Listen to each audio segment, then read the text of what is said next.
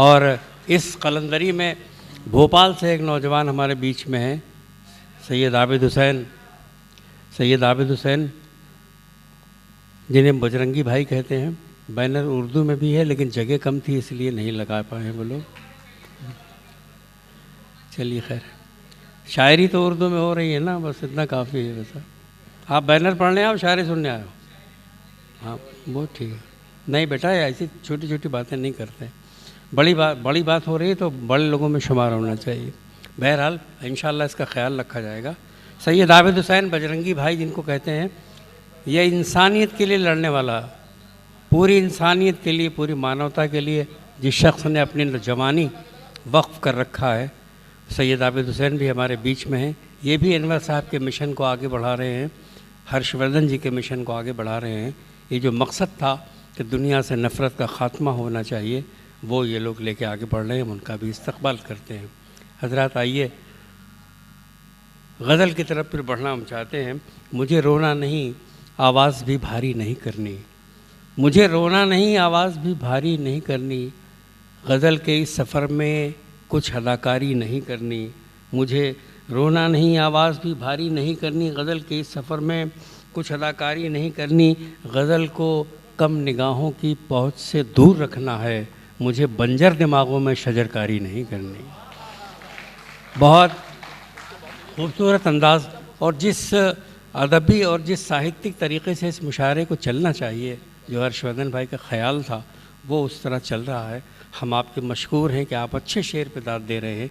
मुशायरे तो ये भी हो सकते हैं कि पूरी रात आप कहकहों में गुजार दें, लेकिन जहाँ फ़िक्र की बात आती है, जहाँ सोचने की बात आती है, तो मुझे ये कहना पड़ेगा कि ये मुशायरा उनमें से सर फहरिस्त कहा जाएगा। गैबी जौनपुरी एक नौजवान, एक खूबसूरत शायर, एक अच्छे लहजे का शायर हमारे बीच में है। मैं ये चाहता हूँ कि आप उनसे उनका कलाम सुन लें। ज़िंदगी को शायरी बनाने वाला, ज़िंदगी को गज़ल बनाने वाला शायर जनाब गैबी जौनपुरी हमारे बीच में है। मैं उनसे दरख्वास्त कर रहा हूँ ज़ोरदार तालियों में इस्तकबाल करें अच्छी शायरी के लिए।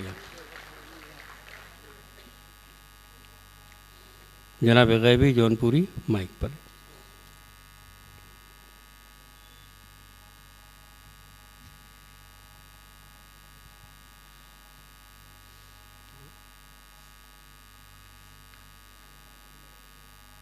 हेलो। लखनऊ की तहज़ीबी सरज़मीन पर ज़हीन और हसीन बाज़ौक़ सामईन, ये मेरे लिए खुशी की बात है कि मैं आज अपने उस्ताद मोहतरम अनवर जलालपुरी साहब की याद में जो ये मुशायरे का इनेकाद हुआ है, उसमें मैं शरीक हूँ। और साथ ही साथ अपने भतीजे शहरयार, जिनकी शायरी रफ्ता रफ्ता आगे बढ़ रही है, जिनकी शोहरत धीरे धीरे जीना बजीना कदम बकदम आहिस्ता आहिस्ता पूरी दुनिया में फैल रही है। साथ ही साथ जनाब हर्षवर्धन साहब, जिनके बारे में मैं सुनता रहा, लेकिन आज उनसे मिल के मुझे यकीन हो गया कि नफ़रतों को संदूक में कैद करके गोमती नदी में वो डुबाने की पूरी कोशिश कर रहे हैं। अल्लाह करे कि इसमें वो कामयाब रहें।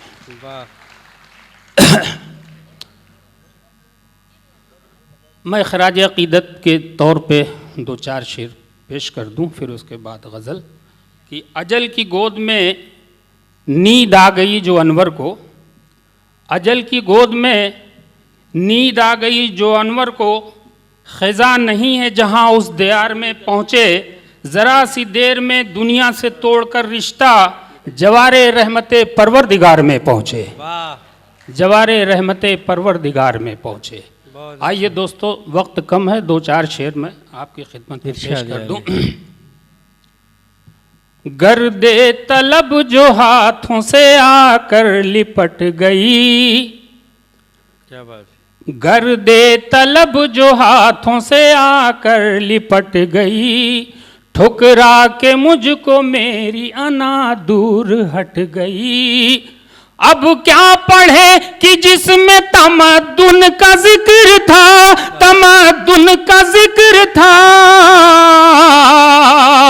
हमसे वही किताब लड़कपन में फट गई, हमसे वही किताब लड़कपन में फट गई।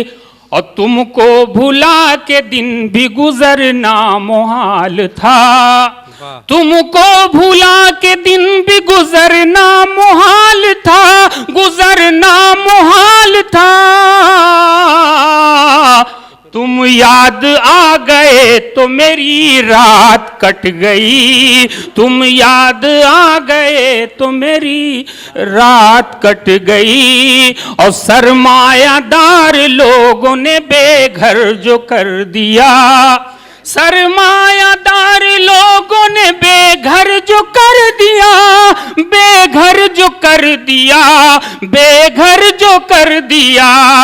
इंसानियत गरीब से जाकर लिपट गई, इंसानियत गरीब से जाकर लिपट गई, इंसानियत गरीब से जाकर लिपट गई। और आखिरी शेर दोस्तों समाप्त फरमा लीजिएगा, बहुत शुक्रिया। अब क्या पता लगाओगे मेरे वजूद का, अब क्या पता लगाओगे मेरे वजूद का, मेरे वजूद का, मेरे वजूद का। थोड़ी सी खाक थी जो हवाओं में बट गई, थोड़ी सी खाक थी जो हवाओं में बट गई, थोड़ी सी खाक थी जो हवाओं में बट गई। इंसानियत गरीब से जाकर लिपट गई। बहुत बहुत शुक्रिया दोस्तों, बहुत अच्छा, बहुत अच्छा।